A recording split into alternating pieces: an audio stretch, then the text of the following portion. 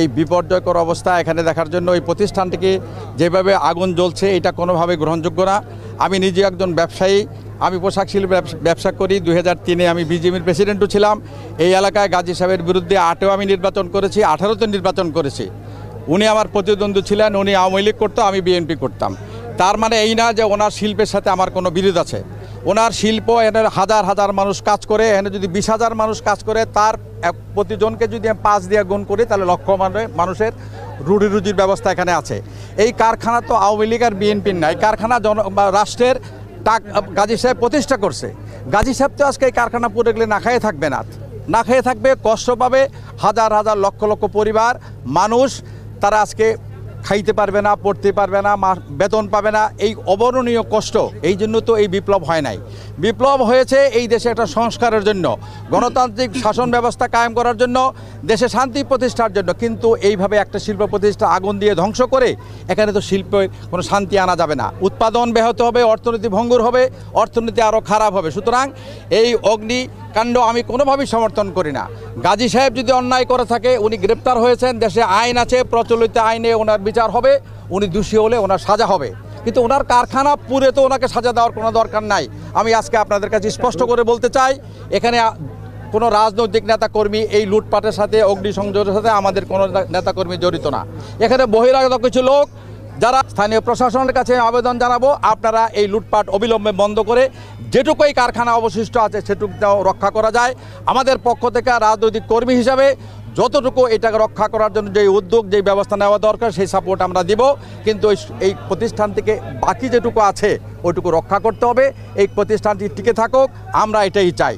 কিন্তু আইনগতভাবে, বিধিসম্মতভাবে গাজী সাহেবের যদি কোনো অন্যায় থাকে, ওনার নামে মামলা হয়েছে, আইনগতভাবে সব ব্যবস্থা রাষ্ট্র নেবে, সরকার নেবে, এই ব্যাপারে তো আমাদের কিছু বলার নাই। কিন্তু এই প্রতিষ্ঠান ধ্বংস হবে, লুট হবে, এই লুট আমরা কোনোভাবেই সমর্থন করি না। প্রতিহিংসা নয়, প্রতিশোধ নয়, সমস্ত কিছু রক্ষা করতে হবে, এই দেশের অর্থনীতিকে রক্ষা করতে হবে। সেই কারণেই আমরা এই শিল্প রক্ষা করার জন্য আমরা এখানে এসেছি। আমাদের দলের কর্মীরা আমাদের সাথে আছে।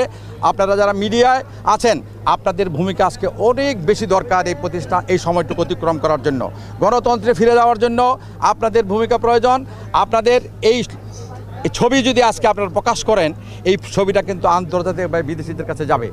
সেই ছবিতে তো লেখা থাকবে না গাজী সাহেবের অন্যায়ের কথা, শুধু লেখা দেখবে মানুষ একটা কারখানা পুড়ে ছাই হয়ে যাচ্ছে। এরা কিন্তু সারা পৃথিবীর কাছে একটা খারাপ মেসেজ যাবে।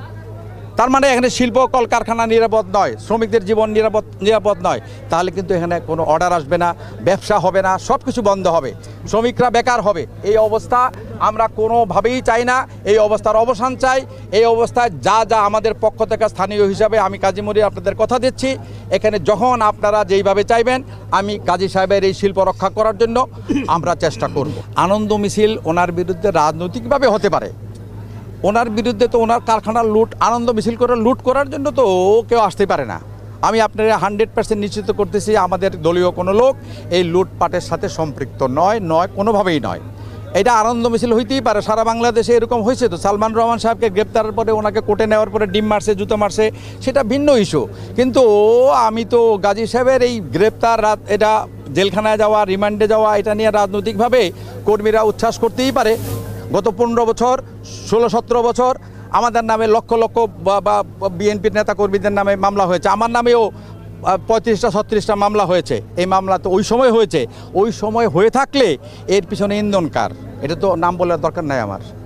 এইগুলি নিয়ে আমি ক্লিয়ার করতে চাই, আপনাদের নিশ্চিত করতে চাই, আমাদের দলীয় কোনো কর্মী যদি এর সাথে সম্পৃক্ত থাকে, কোনো সূত্র যদি আমি পাই, তাকে দল থেকে বহিষ্কার করা হবে। আমি পরিচ্ছন্নভাবে এই কথাটাই বলতে চাই, আমি মোট করে দুনিয়ায় এসেছি, হাত খুলে দুনিয়া থেকে যাব। অন্যের সম্পত্তি গ্রাস করে বড়লোক হওয়ার স্বপ্ন আমার নাই, এখনও নাই, কখনোই ছিল না, আর থাকবেও না ইনশাআল্লাহ।